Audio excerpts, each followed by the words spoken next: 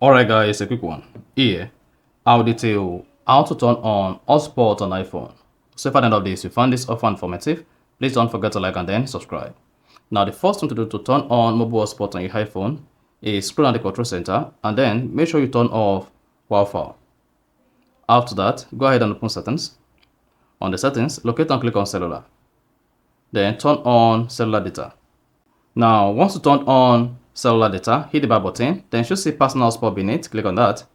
Then if allow others to join is disabled, just go ahead and turn this on. Now you should see your Wi-Fi password. You can edit whatever you have here and then set a new password. Click on done and then you're good. Now, whenever you turn on mobile data or cellular data on your iPhone, then your users will be able to connect to your iPhone hotspot using this particular password. You see that? And then you're good. So that is exactly how to turn on or set up mobile hotspot on iPhone. So if you found this offer informative, please don't forget to like and then subscribe.